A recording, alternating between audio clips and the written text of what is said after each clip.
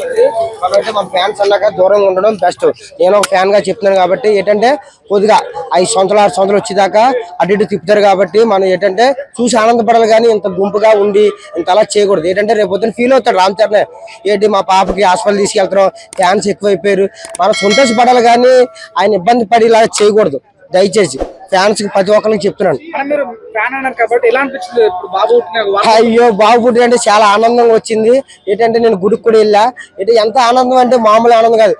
ఎవరైనా ఒకలా అనుకుంటే ఇప్పుడు ఇండస్ట్రీలో ఒకలే అబ్బాయి పుట్టివారు లేదా ఒకలే అమ్మాయి పుట్టివారు, ఇప్పుడు ఇద్దరు కౌలు పుట్టడం అంటే చాలా గ్రేట్. అది మామూలు గ్రేట్ కాదు, దేవుడు వచ్చిన వరం అది.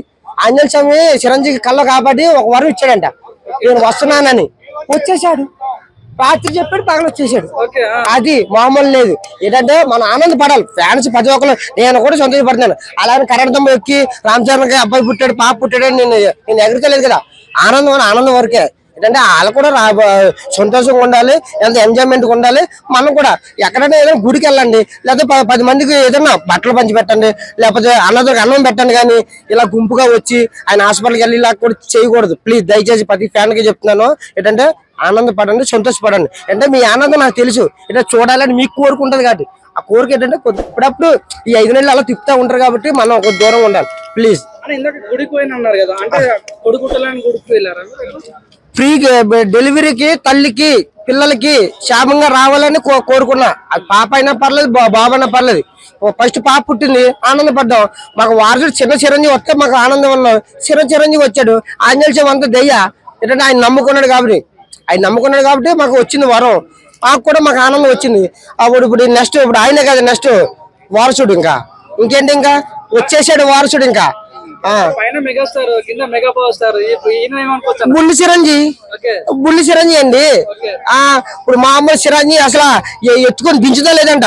అక్కడికి మొత్తం పాలు పట్టించాలన్నా, లేకపోతే ఆ కుర్రాన్ని ఆడిపించాలన్నా నైట్ నిద్ర లేదు చిరంజీవికి. ఆ బాబుని చూసుకోవడమే పని. అంటే ఎవరికైనా ఆనందం కదా. నేను కూడా ఒక వారసుడు వచ్చాడు, ఫీలింగ్ ఉంటది కదా ఎవరికన్నా. ఈసారి ఆ అబ్బాయి ఇంకో 4 కనరా బాబు, రే నువ్వు ఎదిగాక ఇంకో 4 కన్నావు అనుకో, మాకు ఇంకా ఆనందం ఉంటది. మెగా ఫ్యామిలీ ఇంకా పెంచుకుంటామండి. అది ఏంటి ఇప్పుడు అదే అండి చెప్తున్నాను. ఏంటంటే ఫోటోలు ఏం పెట్టకూడదు, చిన్నపిల్లలు అన్నాక ఫోటోలు పెట్టకూడదు. ఏంటంటే ఎదిగిదాకా మనం అంటే ఫేస్ రిలీజ్ చేయకూడదు. ఇప్పుడు అర్థం చేసుకోండి. మనం ఏంటంటే ఫ్యాన్స్ ఫోటోలు తీసేసిన మాత్రం ఏదో వ్యూస్ వెళ్ళిపోతాయో, లేకపోతే ఎవరో లైక్ కొట్టేసాడో కాదు. ఏంటంటే పిల్లలకి దిష్టి తగులుతుంది. మెయిన్ బాగుందిరా లేదా సూపర్ ఉందిరా అని కనిదిష్టి రాయే బద్దలేసిపోద్ది. పిల్లలు అంతేండి. ప్లీజ్ దయచేసి ఏంటంటే మనకు చెప్తున్నాను, మేమే మిత్రులు కట్ట ఏ ఫోటోలు తీయకండి.